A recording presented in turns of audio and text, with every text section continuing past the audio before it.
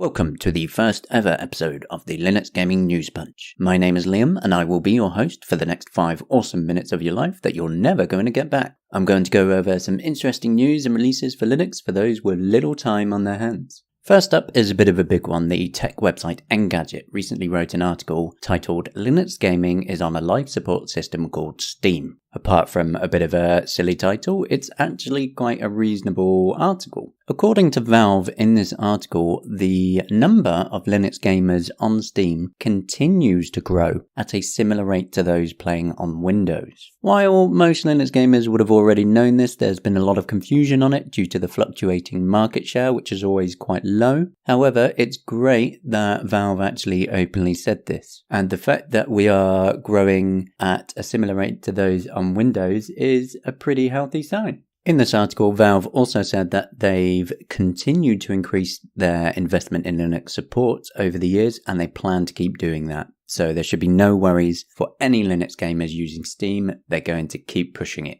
Moving on, another quick bit of Valve news is that they're getting back to focusing on gaming as they are removing all non-gaming related videos. For those that weren't aware, Valve quite a while ago started adding in films and TV series, but they never really pushed it and it didn't really make a lot of sense, especially when you could boot up any other video service and play it across basically any device. I see this as personally very good news because Valve have spread themselves really quite thin for a number of years now. Getting back to their bread and butter is quite important when they're facing a lot of competition. Now onto actual games. First of all, the Talos Principle, the awesome first-person puzzle game from Croteam. Croteam are once again showing how awesome they are. They're going back to their older games and updating them. They've given the Talos Principle an updated and refreshed version of their Sirius engine that's now in open beta for anybody who owns it on Steam. This beta has done away with OpenGL in favour of Vulkan. Croteam say that there are various other optimization fixes, tweaks that will make your gameplay experience better without you knowing why that is. Moving on to some open source gaming news. OpenMW, the free and open source game engine for playing Morrowind, will be officially pulling in multiplayer support.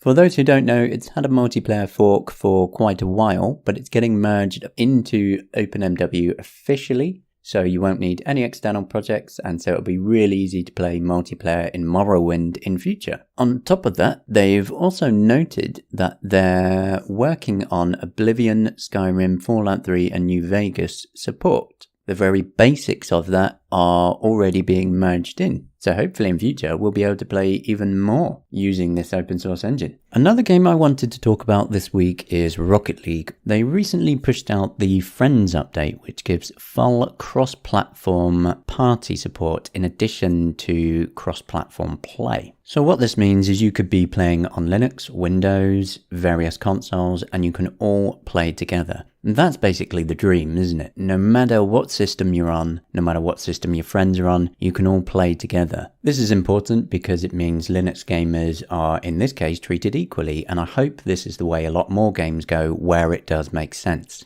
For those interested in dungeon crawling, inXile Entertainment have provided another update on the Linux version of The Bard's Tale: Barrows Deep. What they've said is that the Linux version is being delayed a little bit more because they are working on a director's cut. The good news there, though, is that the Linux version will come along with the director's cut and all the extra updates that come with it. More good news on that is they say they actually have a dedicated team for each platform. So that means Linux has people dedicated to getting it working as good as possible. Continuing the dungeon crawling, the rather good-looking Vaporum just had a huge performance update. In my testing, the performance a lot of the time was basically double, which is absolutely insane. So not only now does it look great, but it performs really, really well. For those interested in hardware news, Intel have been talking up their open source efforts for their new dedicated graphics card, which they say includes a commitment to the open source community.